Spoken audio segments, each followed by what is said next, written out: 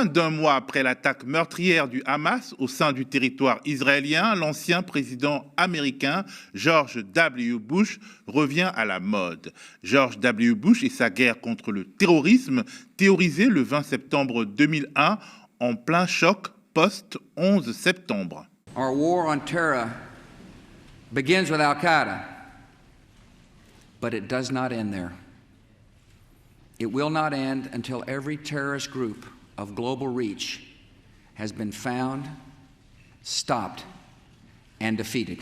Quelques semaines après l'attaque meurtrière du Hamas en territoire israélien, c'est au tour de Benjamin Netanyahou et d'Emmanuel Macron de reprendre à leur compte cette rhétorique. Vous le savez, le monde entier le savait. Hamas est Daesh. Et nous allons le vaincre comme le monde a vaincu Daesh. Cet ennemi a voulu la guerre, il aura la guerre. C'est pourquoi la France est prête à ce que la coalition internationale contre Daesh, dans le cadre de laquelle nous sommes engagés pour notre opération en Irak et en Syrie, puisse lutter aussi contre le Hamas. Je propose à nos partenaires internationaux, je l'ai évoqué avec vous ce matin, que nous puissions bâtir une coalition régionale et internationale pour lutter contre les groupes terroristes qui nous menacent tous. Alors, guerre mondiale contre le terrorisme saison 2, pourquoi cette tentation alors même que l'on a assez de recul pour constater les impasses de ce concept en Irak, en Afghanistan et même dans le Sahel? Est-il sérieux d'amalgamer Hamas, Al-Qaïda et Daesh? Dans quel objectif politique et stratégique? Quelles peuvent être les conséquences sur le terrain d'une guerre contre le terrorisme appliquée au Hamas et à la Palestine? Et si au fond, la guerre contre le terrorisme était une forme de guerre sainte, ne tend-elle pas à mettre au second plan les notions beaucoup plus étayées relevant du droit international humanitaire et d'un droit pénal international encore dans ses balbutiements? Ces questions sont complexes et heureusement, médias, nous avons la chance d'avoir comme chroniqueur international un expert de la complexité et de la nuance, Bertrand Badi, politiste, auteur de nombreux ouvrages, dont le dernier est Pour une approche subjective des relations internationales, paru aux éditions Odile Jacob. Bonjour Bertrand. Bonjour. Alors quel bilan faire dans l'actu la plus chaude de la visite d'Emmanuel Macron au Proche-Orient, en Israël, dans les territoires palestiniens, en Jordanie et en Égypte? Alors, c'est un bilan d'affichage, c'est un bilan d'impuissance. Bilan d'affichage, ça c'est quelque chose qui appartient à l'ADN de la diplomatie française, en particulier des diplomaties en général. Mais la France est très marquée de ce point de vue-là, vouloir afficher sa présence, vouloir dire, ce qui d'ailleurs est important, effectivement, dans des moments de tragédie, il faut dire. Le problème, c'est que lorsque l'on ne peut pas aller au-delà, on est dans ce qu'on appelle le déclaratoire, et le déclaratoire, hélas, c'est ce qui caractérise le dossier du Proche-Orient, en tous les cas depuis ces 25 dernières années. Déclaratoire, ça a été le triptyque de départ, rappelez-vous, à savoir solidarité avec Israël, c'est-à-dire monter une action de coalition contre le terrorisme qui prolongerait l'action menée contre l'État islamique en son temps, et c'est rouvrir le fameux dossier d'une solution politique au conflit. Le problème avec, en tous les cas, les deux derniers points, c'est le passage à l'acte. Comment fait-on? Et là, on est confronté à une double énigme qui montre à quel point ce conflit est dans une impasse tragique. La première énigme a rapport au terrorisme. En fait, personne ne sait comment combattre efficacement le terrorisme, ni comment mener des négociations dans le cadre d'une conflictualité qui relève du terrorisme. Ça, c'est une première impasse. L'autre impasse, c'est celle de la solution politique. Tout le monde déclare, notamment dans les moments de tragédie, qu'il faut une solution politique à ce conflit. Et puis quand la tragédie est passée, quand le sang est séché, la formule est affreuse, mais il en est ainsi, on remet le dossier sous la table et on n'avance pas d'un centimètre, car On ne dit jamais, en période de crise, et a fortiori dans les périodes d'apaisement, ou en tous les cas de calme relatif ou de calme apparent, on ne dit jamais quelle initiative politico-diplomatique on est prêt à prendre pour entrer dans le cycle de la solution politique. Ça, c'est ce que j'appelais l'impuissance. C'est-à-dire, la plupart des puissances ont démontré, à partir d'exemples que vous citiez, mais il y en a encore quantité d'autres, que l'on ne sait pas combattre le terrorisme, qu'on sait le définir de manière imparfaite et non consensuelle, et qu'à fortiori, on ne sait pas racoler l'idée de solution à la pratique du terrorisme. Vous citiez George W. Bush, c'est très bien. Je citerai un autre président plus récent, Barack Obama, qui disait « Attention, le terrorisme, c'est pas un ennemi. » C'était l'époque où on parlait guerre contre le terrorisme, war on terrorism. Le terrorisme, c'est une méthode. Et donc, comment combattons une méthode ? La question était déjà beaucoup plus subtile. Il n'y a jamais eu de réponse. On n'en a pas. On ne connaît pas la recette. Le truc, c'est que c'est la méthode qui permet de faire ressurgir dans le top des préoccupations mondiales des causes oubliées. C'est affreux, mais dans notre grammaire des relations internationales, ni les pétitions, ni les reportages, les opérations morales, ni les opérations diplomatiques, disons, venues de la nécessité, ne font monter sur la pile des dossiers les causes oubliées. Donc, effectivement, c'est une méthode, mais c'est une méthode aussi, quelque part, qui est une méthode gagnante, entre guillemets, puisque ça permet à la personne qui fait usage de cette violence paroxystique de se faire remarquer. C'est tragiquement vrai, mais ce n'est qu'en partie vrai. C'est tragiquement vrai parce qu'effectivement, si on regarde les conflits qui se sont succédés, en tous les cas depuis 1945, on retrouve toujours cette part de terrorisme. Et on s'aperçoit que ceux que l'on dénonçait, qu'on stigmatisait comme terroristes, sont devenus, au bout d'un moment, les partenaires d'une négociation, voire d'une coopération, si ces terroristes ont pris la tête de l'État qui avait, entre-temps, acquis l'indépendance. Ça, c'est affreux, mais on peut le concéder. Mais ce n'est que partiellement vrai, parce qu'il y a terrorisme et terrorisme. Et effectivement, ce à quoi on a assisté le 7 octobre poussait extrêmement loin la violence inhumaine.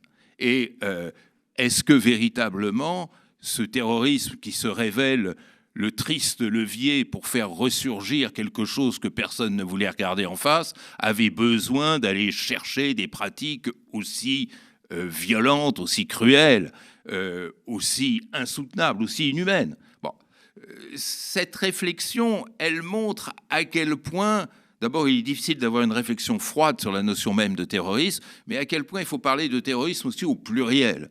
Et concevoir que le terrorisme est une méthode, comme disait justement Barack Obama, qui peut s'accoler à quantité de causes et, je dirais, à quantité de modes d'insertion dans le jeu international. Une chose est cependant sûre, Théophile, et ça, il faut bien l'avoir en tête, c'est que les formes nouvelles de conflictualité sont de moins en moins des formes interétatiques classiques. Donc, elles mêlent de plus en plus civils et militaires, personnel de l'État et simples citoyens, individus, piétons des États et des nations et des sociétés.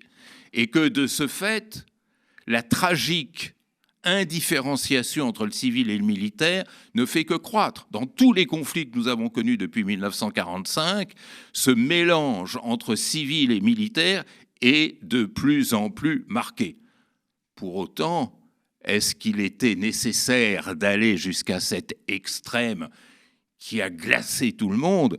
C'est une autre question. Il faut prendre aussi en compte peut-être la haine pure comme motivation de l'action, au-delà de la rationalité.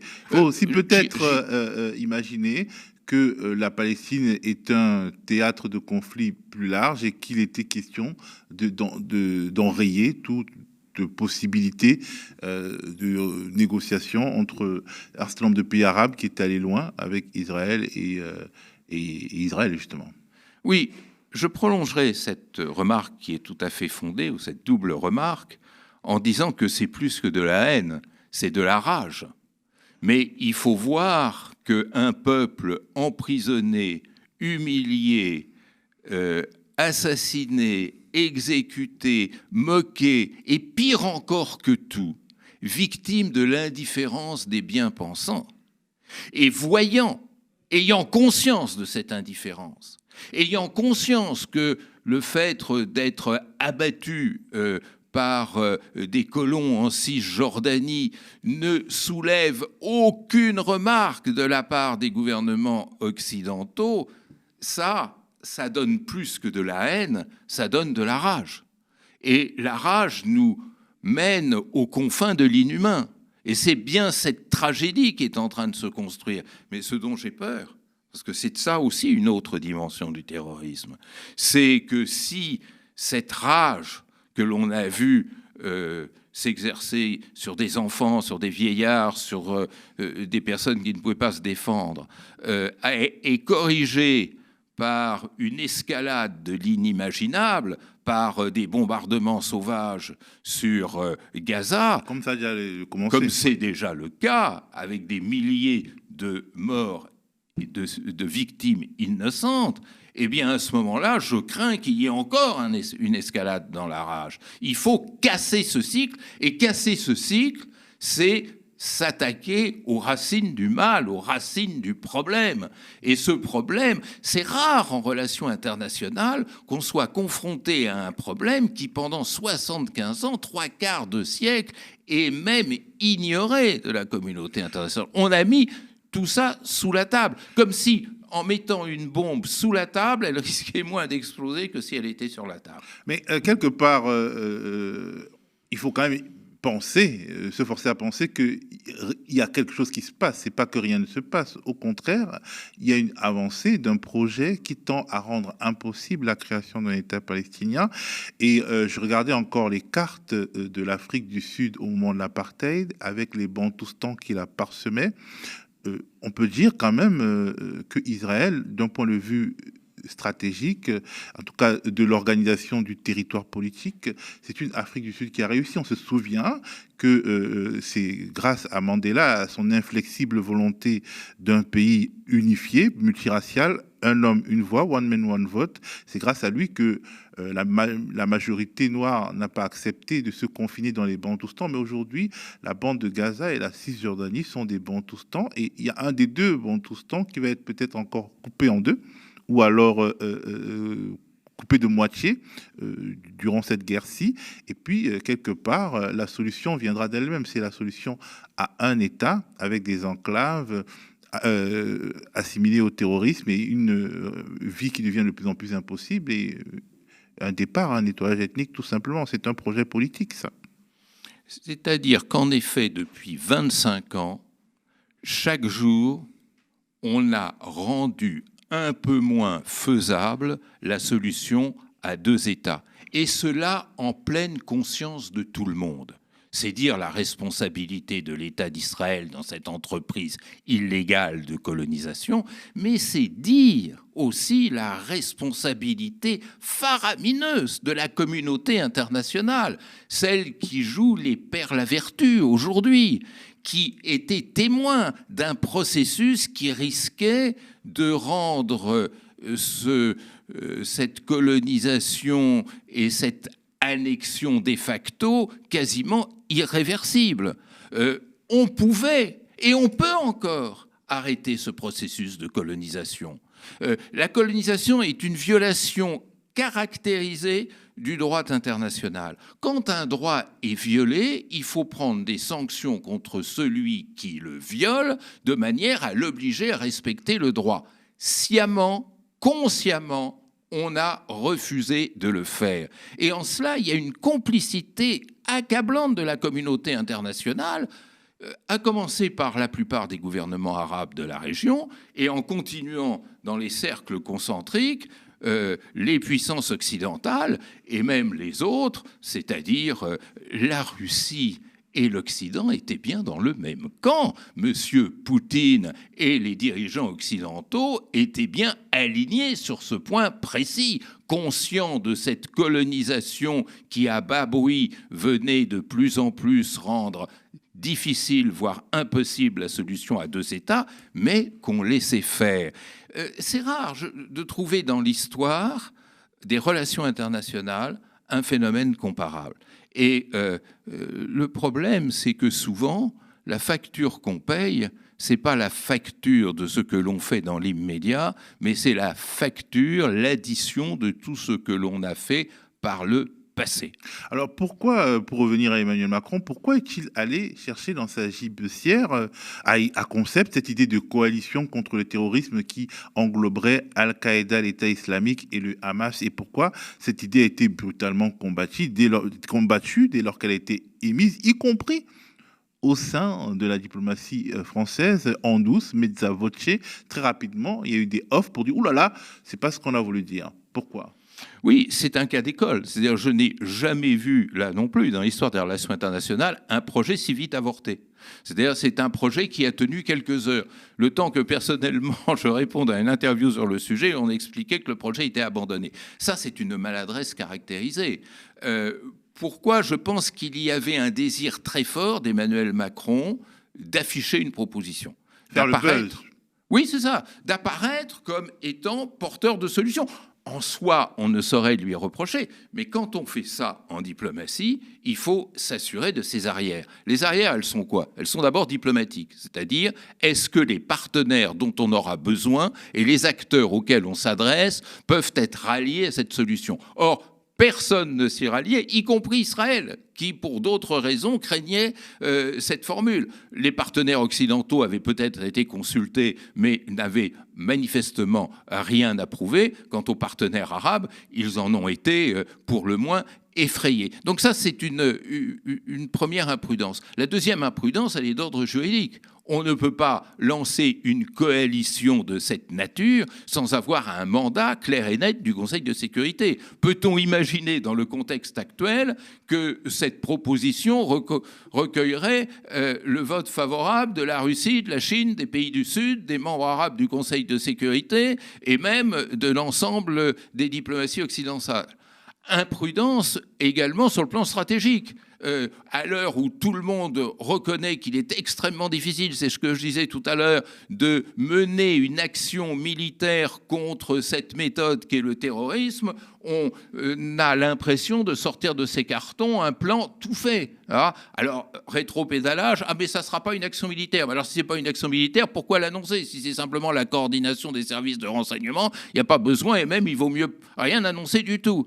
Et puis, imprudence aussi sociologique, parce que la manière dont la chose est présentée ne pouvait que recueillir la crispation, voire la colère de ce que l'on appelle la rue arabe, de l'opinion publique, des sociétés du monde arabe, qui y voient en même temps un traitement différencié de la cause israélienne et de la cause palestinienne, et surtout, y voit la énième intervention des puissances occidentales dans les affaires intérieures du Moyen-Orient, avec le succès qu'on connaît. C'est quand même assez étrange qu'au moment où on fait le constat d'échec de l'opération Barkhane, on essaye de monter Barkhane 2 en le déplaçant de quelques kilomètres plus au nord-est. C'est absurde. Bon, est-ce que quelque part, là, on n'a pas l'un des enjeux de la polémique qui a surgi en France, entre la France insoumise et un grand nombre d'organisations politiques? Dès lors, d'un point de vue purement logique, qu'on considère que le Hamas est intrinsèquement et uniquement une organisation terroriste, pourquoi au fond ne pas la traiter comme Al-Qaïda? Parce qu'il y a beaucoup de personnes en France qui étaient dans la pétition de principe sur la nécessité absolue de dire que le Hamas est un mouvement terroriste et n'est qu'un mouvement terroriste. Et ces mêmes personnes sont hostiles à la proposition de Macron qui demande en gros une opération de police internationale à Gaza contre le Hamas. Oui, mais rien n'est pire en politique internationale, comme dans beaucoup d'autres secteurs, que de postuler des similitudes ou même de hasarder des comparaisons.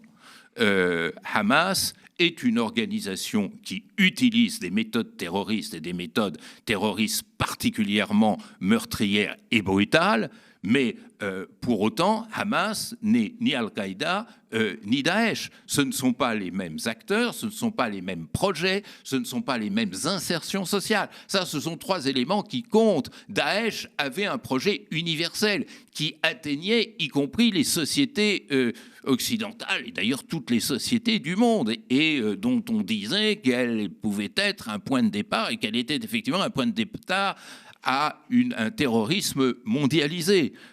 Hamas n'a pas une vision de terrorisme mondialisé. Hamas a tristement montré qu'elle a une ambition terroriste face à l'État d'Israël, mais n'a pas du tout épousé la même stratégie que Al-Qaïda ou Daesh. D'autre part, le positionnement des États arabes face à l'État islamique et face à Hamas n'a absolument rien à voir l'un avec l'autre. Et puis, troisièmement, le rapport à la société n'est pas le même.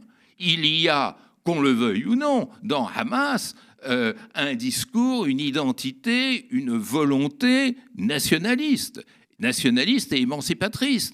Que cette volonté soit menée de façon hideuse, moi je suis tout prêt à l'accorder, n'empêche que c'est ce qui fait la boussole du Hamas, ce qui n'a rien à voir avec Daesh, qui avait, je dirais, au contraire, un projet impérial, voire impérialiste, c'est-à-dire rétablir le califat sur l'ensemble du monde musulman.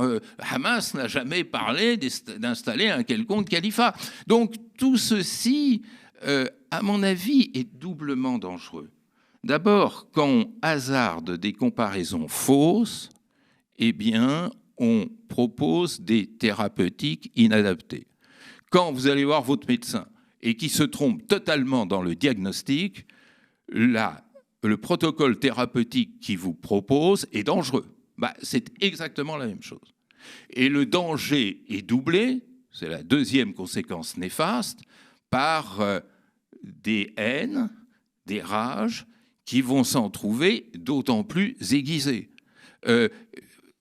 On a besoin de quoi au Proche-Orient? On a besoin de résoudre cette question qui est en train de battre un record historique de durée. On a besoin de dépasser les blocages qui font que ce conflit dure depuis 75 ans. C'est ça le problème. La seule voie, feuille de route imaginable, c'est définir concrètement les initiatives politico-diplomatiques que les États du monde sont prêts à prendre pour obliger les parties à parvenir à une solution concrète. Ce n'est pas les grandes idées en général.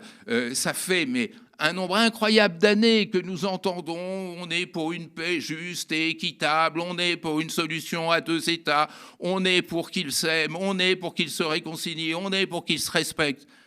Moi, je suis pour tout ça aussi. Mais imaginez un médecin qui, quand vous allez le voir dans son cabinet, se contente de vous dire « Oh, je suis pour que vous soyez plus malade. Oh, je suis pour vous guérir. Oh, je suis pour que vous soyez en bonne santé et vous puissiez gambader. » Mais comment considérez-vous un tel médecin? Vous avez besoin qu'il vous définisse tout un protocole de soins. Ce protocole de soins, depuis le 7 octobre, je n'ai même pas entendu le début de ce qu'il pourrait être. Alors, quelque part, cette séparation entre États démocratiques, donc forcément habillés du manteau de la légitimité, et groupes terroristes à éradiquer, ne vise-t-elle pas aussi, quelque part, à fermer la route à tout processus de paix sérieux et aussi à mettre de côté le droit international? Parce que si Israël vote régulièrement à une Cour suprême et tout, est une démocratie, dans ses frontières, c'est aussi un État qui s'affranchit de la charte et des résolutions des Nations Unies, comme la Russie de Poutine, d'ailleurs, avec une appréciation différente de la fameuse communauté internationale. La guerre contre le terrorisme, c'est pas aussi un brouilleur, quelque part? D'abord, cette référence à la démocratie versus autre chose ne fait pas grand sens dès lors qu'en face, il n'y a pas d'État. On a essayé d'inventer une autorité palestinienne qui n'existe plus et on a essayé à un moment de donner des couleurs démocratiques à cette autorité palestinienne. À partir du moment où elle n'existe plus, à partir du moment où tous ces efforts d'institutionnalisation ont échoué, comment pouvez-vous espérer qu'elle se comporte démocratiquement? Elle ne peut même pas procéder aux élections dont on aurait besoin pour renouveler tout ce personnel politique. Donc, chassons un peu cette idée de démocratie et interrogeons-nous aussi, qu'est-ce que c'est qu'une démocratie qui se comporte de la sorte dans les territoires qu'elle domine et qu'elle occupe? C'est un grand problème qui est toujours mis sous le boisseau. Est-ce que l'idéal démocratique était pleinement respecté du temps de la colonisation par les puissances coloniales? L'Afrique du Sud de l'apartheid était aussi une démocratie. Voilà, mais on pourrait continuer dans ce genre. Et de même, quand Benjamin Netanyahou oppose la civilisation à la barbarie, bon, est-ce que la civilisation se comporte de manière civilisée dans les territoires occupés, sans respecter le droit et sans faire preuve d'humanité à l'égard des populations occupées? Il faut aussi se poser cette question. Alors, je vais oser une question, mais avant ça, je voudrais qu'on regarde un petit magnéto. We are the people of the light. They are the people of darkness, and light shall triumph over darkness. It is now a time to come together for one purpose, to storm ahead to achieve victory. With joint forces and a profound belief in our justness, a profound belief in the eternity of the Jewish people, we shall realize the prophecy of Isaiah. There will no longer be stealing at your borders, and your gates will be of glory. Together we will fight. Together we will win. Au fond, la guerre contre le terrorisme est-elle une guerre sainte par essence quand on entend Benjamin Netanyahou parler de la prophétie d'Ésaïe et de la destinée éternelle du peuple d'Israël? On a l'impression d'entendre Bush aussi qui parlait du bien contre le mal, de Gog et de Magog. Vous savez, il y a une tentation humaine visant à sanctifier tout ce que l'on fait pour lui donner une légitimité. Et cet effort de sanctification est d'autant plus vif que la cause n'est pas défendable sur le plan du droit. Quand vous avez clairement le droit avec vous, il est inutile d'aller chercher tous les saints du paradis. L'Ukraine a le droit international pour elle n'a pas besoin d'aller chercher la Bible pour justifier son action.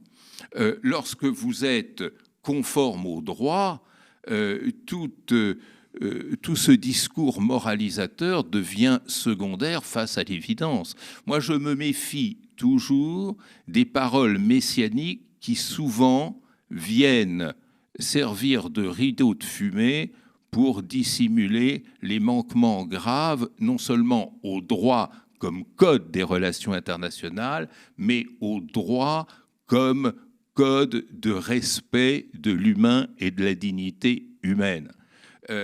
J'ai toujours dit, moi c'est le fond de mon combat, et mon dernier livre sur l'approche subjective des relations internationales est là pour ça, qu'à la base des relations internationales, il y a l'humain et il y a l'humain d'abord.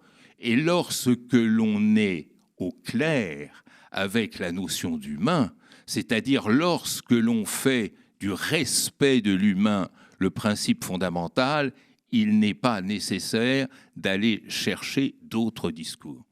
Assez étrangement, ces références très messianiques de Netanyahou ne sont pas évoquées en France, en tout cas pas par les médias les plus en vue, parce que peut-être ça le rapprocherait d'un illuminé religieux et un peu du camp d'en face aussi. Et pourtant, ces références au prophète Ésaïe ont également pour objectif de parler subliminalement aux Juifs, Israël, premièrement, aux Juifs, deuxièmement, mais aussi au monde chrétien, quand on connaît la place prépondérante de ce livre dans l'espérance chrétienne, notamment l'espérance d'un monde débarrassé de la guerre. L'ONU est aussi fondée, la mystique de l'ONU est aussi fondée sur ce livre. Il veut aussi parler au monde chrétien, notamment aux États-Unis, où beaucoup de juifs progressistes s'éloignent, épuisés de sa rhétorique.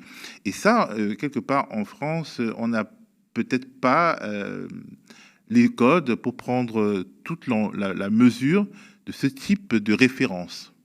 Oui, et il ne faut pas oublier une chose qui est très très importante, c'est que la cause israélienne dans son intransigeance est soutenue aux États-Unis maintenant davantage par les mouvements chrétiens fondamentalistes qui se développent, blancs, voilà, et qui, notamment à la faveur du trumpisme, se sont épanouis tant dans la société que dans le système politique américain, au moment où l'électorat juif américain, prenant la mesure de l'extrémisme incarné par Netanyahou et déçu de l'échec de l'ancien processus de paix, tente à se distancier. C'est-à-dire le vrai soutien, maintenant, il est à trouver dans les églises messianiques du sud des États-Unis, exactement, beaucoup plus que dans les milieux du judaïsme classique. Donc ça, c'est intéressant. Et effectivement, ça peut expliquer cette mobilisation d'un discours messianique qui fait très fortement écho aux États-Unis, mais pas seulement aux États-Unis. Il faut voir que... En République démocratique du Congo, par exemple, qui est un des pays les plus chrétiens du monde, ils soutiennent Israël. Voilà, mais c'est très intéressant de voir l'Afrique face au conflit israélo-palestinien, où effectivement il y a de plus en plus de points d'accroche de la cause israélienne au sein d'un certain nombre de pays africains, y compris d'ailleurs dans l'Afrique musulmane. Un pays comme le Tchad, par exemple, est assez proche de la vision incarnée par quelqu'un qui pourtant est d'un profil tout à fait différent, qui est Benjamin Netanyahou. Si vous continuez à parler de la RDC, c'est vrai, mais Kagame a aussi le même type de discours. Et d'ailleurs, on peut penser que le président Tshisekedi, en soutenant aussi ostensiblement Israël, fait la course contre Kagame dans les soutiens internationaux, notamment dans le domaine de la sécurité. Tout à fait. Et ça ouvre effectivement une porte très importante et intéressante sur le poids nouveau du Sud, qu'on appelle global, dans la construction et la résolution des grands problèmes internationaux contemporains. Et effectivement, là, on aura des surprises. Autant on a eu des surprises avec la question ukrainienne, où on a vu des États africains qui devraient être inquiets du respect du principe de l'intégrité territoriale, de la souveraineté, de soutenir Poutine, et même aller lui rendre hommage jusqu'à Moscou. Autant on trouve là aussi des États qui devraient être sensibles à la détresse de ce dernier foyer de colonisation, ou l'un des derniers foyers de colonisation que constitue la Palestine, et qui sont plutôt prompt à soutenir le gouvernement israélien. Bon, maintenant, dans les pays comme l'Algérie et l'Afrique du Sud, qui sont des pays structurellement liés au mouvement anticolonial de manière permanente, on va dire, en tout cas depuis près d'un siècle, il n'y a pas tout cela. Ton dernier livre a pour titre « Pour une approche subjective des relations internationales », tu le disais, et ces derniers jours, le monde arabe, via Al Jazeera notamment, s'est beaucoup ému de l'histoire de Wael al-Dahdouh, journaliste palestinien, vedette d'Al Jazeera en arabe, qui a perdu sa femme et deux de ses filles dans un bombardement qu'il a appris pendant qu'il était en direct. On regarde un petit magnéto. Le journaliste d'Al Jazeera a perdu sa femme, sa fille et son fils dans les bombardements israéliens sur Gaza. Wael al-Dahdouh est un correspondant de la chaîne Al Jazeera à Gaza. Le 25 octobre, un bombardement israélien a tué sa femme, sa fille et son fils dans le camp de Nuseirat où ils avaient trouvé refuge. Al Jazeera affirme que la famille avait quitté leur domicile en direction du sud de la bande de Gaza sous les recommandations du Premier ministre israélien Benjamin Netanyahou. Wael al-Dahdouh s'est recueilli sur les dépouilles des membres de sa famille avant de les enterrer. D'après Al Jazeera, d'autres personnes de la famille du journaliste se trouveraient sous les décombres. Bertrand, de nombreux analystes estiment que depuis le 7 octobre, les morts palestiniens sont traités comme des statistiques, voire amalgamés avec le Hamas, des morts sans visage, quand les morts israéliens sont individualisés, des morts avec une histoire, cela.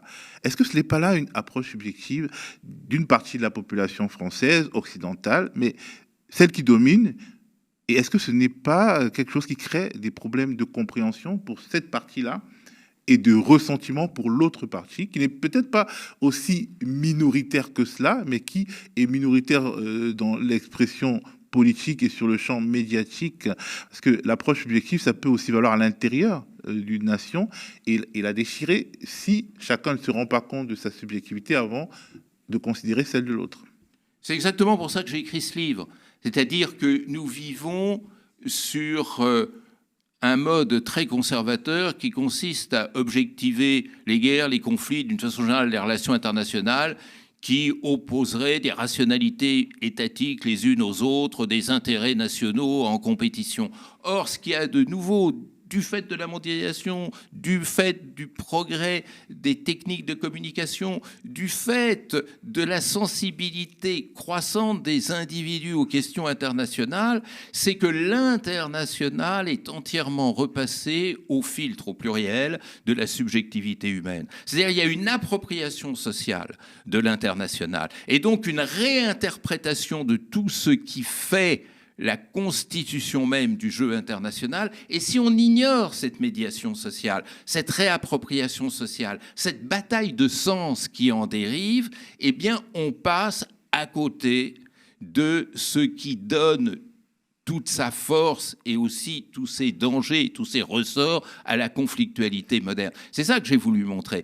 Et la question qu'il faut se poser, c'est pas seulement que pensent les stratèges, c'est comment chaque individu perçoit les questions internationales. Et elles ne sont pas perçues de la même façon en Palestine et en Israël, ça c'est évident, mais je dirais en Palestine et en Europe et en Afrique, ce dont nous parlions tout à l'heure.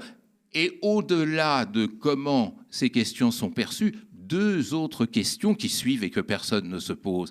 Quel sens l'autre qui n'est pas moi donne au jeu international? Et deuxième question, comment l'autre perçoit la manière dont je le perçois. Et ça, on fait toujours l'impasse sur cette question. Or, elle est fondamentale. Comment un Palestinien aujourd'hui perçoit un Français dans ce jeu nouveau des relations internationales? Comment il perçoit, comment il intériorise cette indifférence ou peut-être cette partialité? Et comment un Français perçoit un autre Français, tout simplement? Et bien sûr, simplement là, on sort du domaine des relations internationales. Les relations internationales s'invitent à la maison. Absolument. Merci beaucoup Bertrand. Merci à vous d'avoir regardé cet épisode de Le Monde n'a pas de centre, la chronique internationale de Bertrand Badi. Si vous avez aimé et que vous le pouvez, apportez-nous votre soutien en devenant sociétaire ou abonné du média ou en participant à la cagnotte Kiss Kiss Bank du média ouverte jusqu'au 3 novembre. Merci d'être fidèle aux médias, la chaîne d'infos et de combat sur le canal 350 de la Freebox aujourd'hui, sur toutes les box on l'espère demain, sur YouTube et les plateformes numériques et sur notre site internet aussi. Quant à moi, je vous dis à plus.